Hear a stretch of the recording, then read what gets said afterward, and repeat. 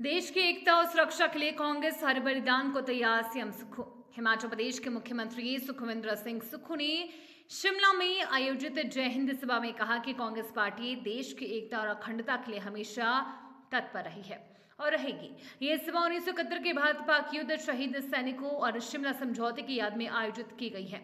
मुख्यमंत्री ने कहा कि उन्होंने खुद 1971 युद्ध के एक सैनिक से बात की थी। उन्होंने बताया कि उस समय ना तकनीक थी, न आधुनिक हथियार, लेकिन जज्बा अटूट था। उन्होंने कहा कि जब इंदिरा गांधी ने देश को संबोधित कर युद्ध के लिए तैयार कर रहने को कहा था, तब हर भारतीय सिपाही तैयार था। उन्होंने बताया कि उस कठिन समय में भी इंदिरा गांधी ने साहस दिखाया और पाकिस्तान के 2 टुकड़े कर दिए।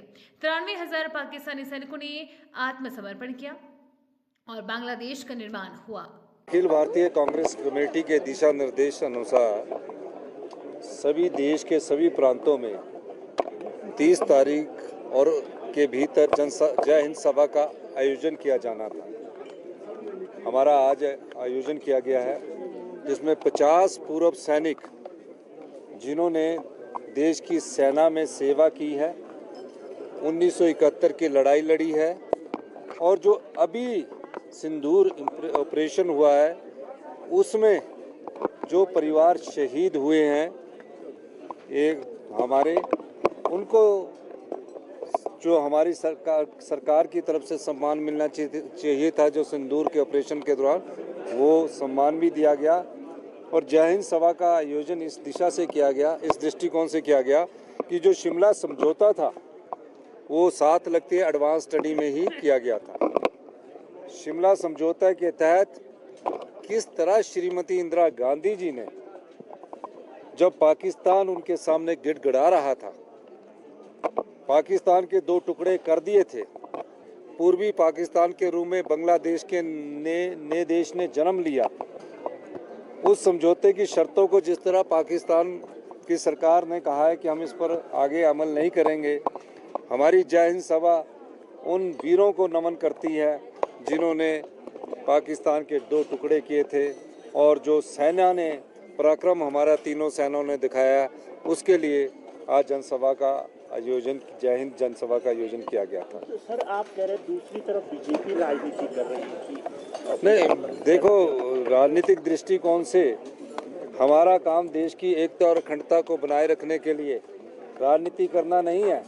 हमारा काम जो हमारी कांग्रेस की विचारधारा जो देशभक्ति से ओतप्रोत है, जिस देशभक्ति की विचारधारा के साथ हम आगे बढ़ते हैं और जिस देशभक्ति की विचारधारा के तहत सैकड़ों कांग्रेस के कार्यकर्ताओं ने और देश के 2 प्रधानमंत्रियों ने, मुख्यमंत्री ने, प्रदेश कांग्रेस कमेटी के अध्यक्ष ने, श्रीमती इंदिरा गांधी ने, श्री राजीव गांधी ने देश की एकता और अखंडता के लिए अपने प्राणों का बलिदान दिया, ये सब उन बातों को याद करने के लिए जय हिंद सभा का आयोजन किया गया था। बहुत बहुत धन्यवाद।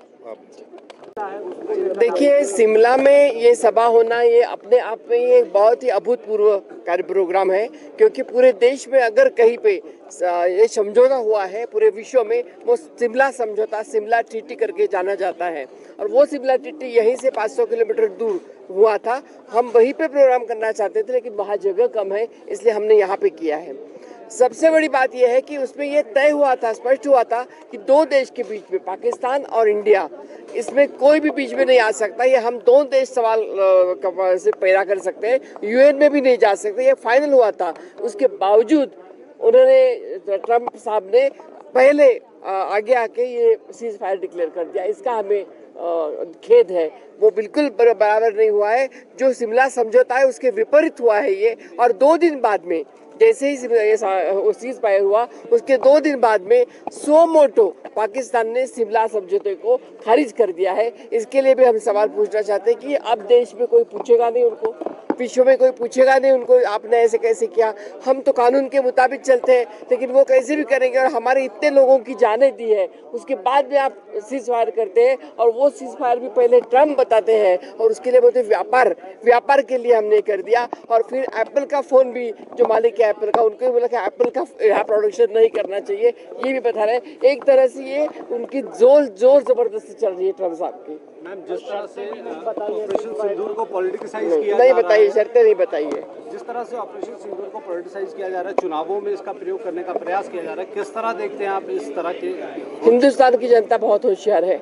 आज जैसे अभी हमारे लीडर्स ने बताया, सीएम साहब ने भी बताया, इसके पहले भी हमारे यहाँ सर्जिकल स्ट्राइक हुए थे और सर्जिकल स्ट्राइक होने के बाद में हमने कभी तिरंगा यात्रा निकाली नहीं कांग्रेस ने। लेकिन जिस पार्टी ने 50 साल में अपने कार्यालय पे ध्वज भी नहीं फहराया हमारा जो इसका देश का, उस पे उनको अभी तिरंगा यात्रा निकालने का नौबत आती है। इसमें आप समझ लीजिएगा क्या हुआ है। Thank you. चलिए चलिए अब चलिए।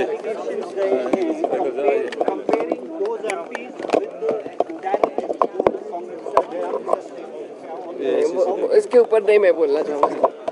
ACC देखिए, स्पोक्सपर्सन।